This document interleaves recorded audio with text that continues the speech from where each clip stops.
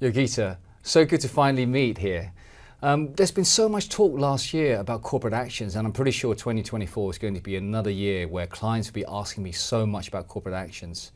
Tell me, what are the main things which are really driving corporate actions? Because I just thought it was just a back office issue.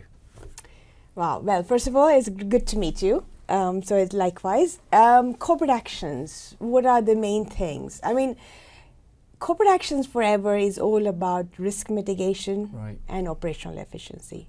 Risk mitigation is something that affects any financial institution, front, middle, back.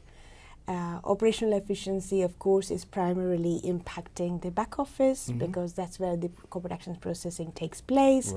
And they want to do it as fast and as efficiently as possible, especially with the themes like T+1 settlements coming in. So that brings in a new dynamics that you can't settle a security if there's an open corporate actions event on it. So that will put further pressure on the back offices. So that's by and large where it is. Besides that, the volumes are pretty high. I mean, just looking at our own database at SIX, for a universe of about 10 odd million securities, we've had 10 million corporate action events. Wow, that is in a year. Lot. And I presume at the moment it's all quite manual at the moment, lots of people doing that. So automation has to be the key going forward for 2024. I mean, automation is always required. But at the same time, when you talk about corporate actions or post-trade corporate actions processing automation, these are big projects and they are big budget projects as well.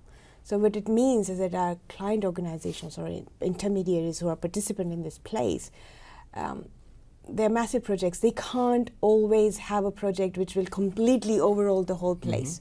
So what it means is that they'll do it in bits and pieces. They will automate as much as possible, which has got a high return, high value first, and then they will automate the more complex aspect of it. So there will always be some degree of manual element that's going on in any financial institution in their journey towards automation.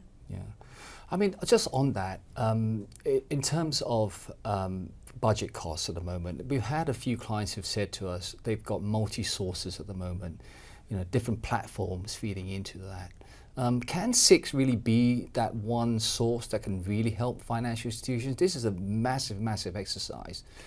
Well, I think, yes. I mean, before I say why should it be SIX, I would probably go one step back and ask the clients who are speaking to you and asking you that the budgets are getting cut. They need to rationalize. One place that they could think about rationalizing is multi-vendor sourcing for data. Now, traditionally, people have decided to go down multi-vendor sourcing because they felt they'll reduce the risk of any one provider missing the corporate action event. In today's day and age, when most of our data comes from in a more automated fashion, the risk of missing a corporate action event is becoming lesser and lesser and lesser. Also, a lot of us vendors, ourselves or our competition, we are all looking to source the data automatically in a machine-readable format. So I'll take our example now at SIX. Our content strategies, our strategy to acquire content is very much whereby we source the data from a primary source. So I'm talking about sourcing the data from the exchange and the CSD.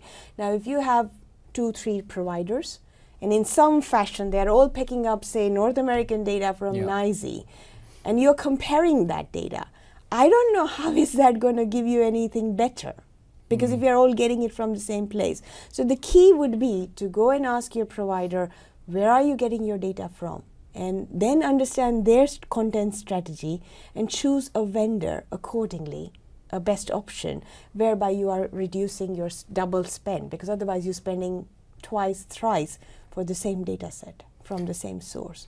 So yes, as far as SIX is concerned, we are very much geared for that. We already have about 350 plus sources that we get data from, out of which almost 50 to 60% are direct sources, which means that they are data coming from the exchanges and the CSDs directly. So I don't see why SIX cannot be the single source of market data, data coming from the market, from the issuer perspective. So you're maybe saying that maybe some providers will augment some of their data from other sources and perhaps not getting all from the source, but we're getting it all from the source, and this is very, very key. And also in a timely fashion as well. Yes. And the timely fashion for that, we are constantly working with our providers, particularly the exchanges and the CSDs, trying to get their machine-readable files so that there is least amount of manual intervention. And hence, we are able to take the data from there, pass it through our processing, where we make sure that the 4i check is done, so that the timeliness accuracy is, well, one aspect is timeliness, the other aspect is accuracy. So you want to make sure that even if you're getting it from the exchange, it's got all the data points that the client would require to process corporate actions.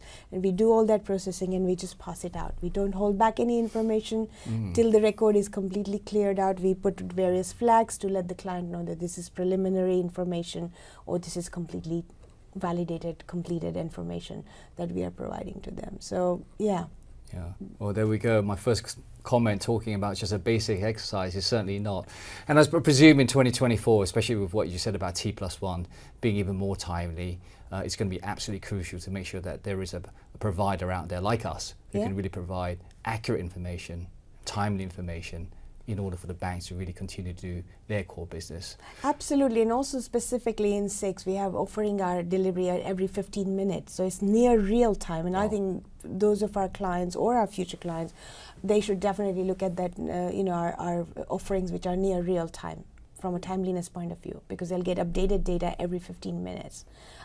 That's the fastest they can get, especially in a T+1 environment where they will need to process faster and faster. So in order to process faster, you need the data available faster. And that's pretty much where we are already geared up for supporting our clients in that space. It's just a case of them switching from once in a day, twice in a day, or 3 times in a day to moving on to a more frequency of data update. That's fantastic. Yogi says that is so interesting. Thank you very much for your time. Thank you. And we hope to see you again soon. Look forward to it. Thank you. Cheers.